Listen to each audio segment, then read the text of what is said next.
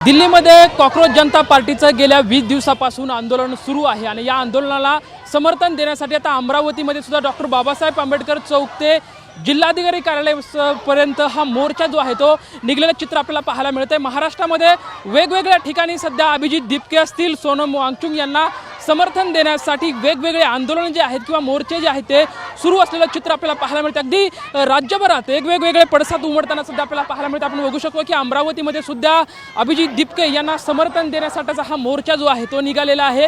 अगदी थोड्याच वेळामध्ये जिल्हाधिकारी कार्यालयावरती हे मोर्चा धडकणार आहे।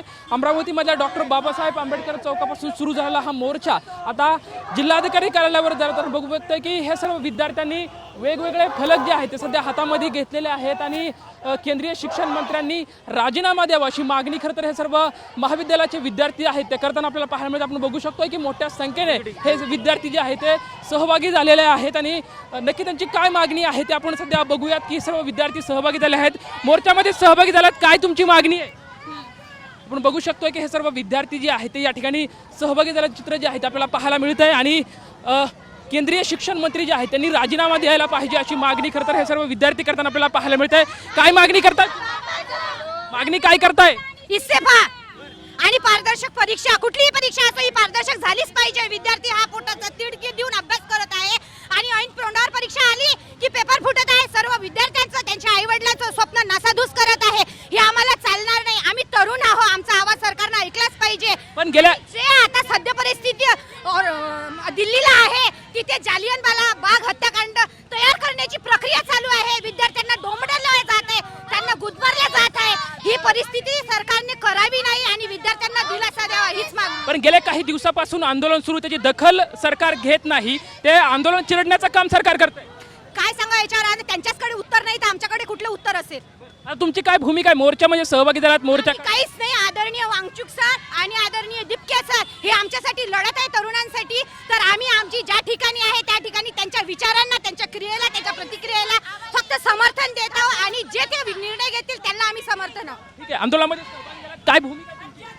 आमची जो शास्त्रज्ञ आहे 14-21 दिवसापासून उपोषण करत आहे त्यांच्या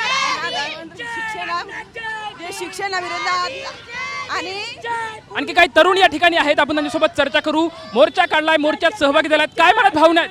काय झालंय की सकाळी ते आमच्यावर ते सोनम वांगचुक सरांनी 2 दिवस अगोदर तुम्ही उचलून नेलं, त्याच्या विरोधात लढाई आहे आणि आज तुम्ही विद्यार्थ्यांवर लाठीचार्ज केला। तो विद्यार्थी नसून तो उद्याचं भविष्य आणि शेतकऱ्यांना महागाई झाला तर तुम्ही भविष्यावर निळा लाठीमार करताय आणि सरकार आमचं ऐकून नाही घेत आहे।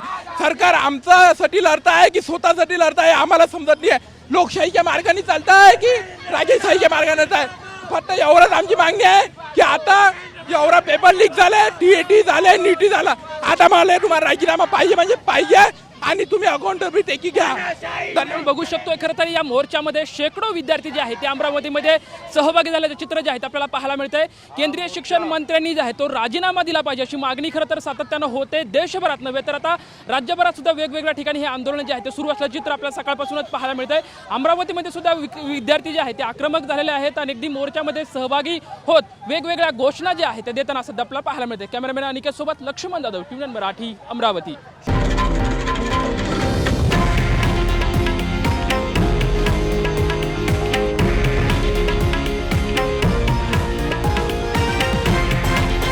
हे आहे देशातील नंबर 1 न्यूज नेटवर्क आणि आपण पाहत आहात TV9 मराठी, एकमेव।